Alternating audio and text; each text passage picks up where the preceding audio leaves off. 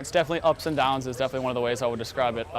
We're a good team, and I think our biggest issue is finishing late in sets. We get to that 20-point mark, tied with some really good teams, and then down the stretch we just make errors and we can't make the plays we need to, and then we end up losing in the end. But we're right there, which is the hardest part for me. Being my last year, I know we're doing great. I know we can win, and it's just the worst when we just don't come out on top. Straight up win-wise, we need to get 2 big wins this weekend against Quincy and Lindenwood. Those are the 3 of us right now are kind of jumping around in the bottom 3 positions of the conference right now. So 2 big wins against them would be awesome. We also have 2 chances next week against Lewis and Loyola. So we need to focus on this weekend for sure, but just win is the key to making it a postseason. Well, it's what I said when I first took over this position.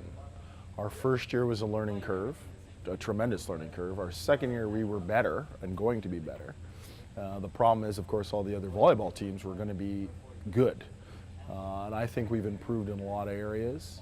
We just haven't gotten the results that we wanted, even though we've competed very, very nicely this season.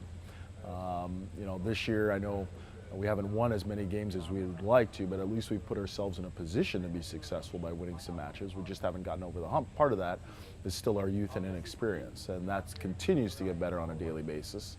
And as we move forward through this process, beginning in year 3, it's going to become about winning and losing. Well, I mean, obviously aside from winning, but the technical stuff is very simple. I mean, we've got to serve the ball better. We've got to pressurize our team. And we're not doing that. We're not pressurizing our opponents. Number 2, we got to handle our first contact better. When we're able to handle the ball, stay in system, our offense flows nicely. But we get in trouble because we don't handle that first ball well, and our setting becomes predictable, and we're just not athletic enough on the pins where we can dominate matches. Number 2 is the fact that we've got to play better backcourt defense and transition out of that. And it's not so much, it's what I told the guys earlier today at video session, it's not so much teams are beating you as opposed to ourselves beating ourselves.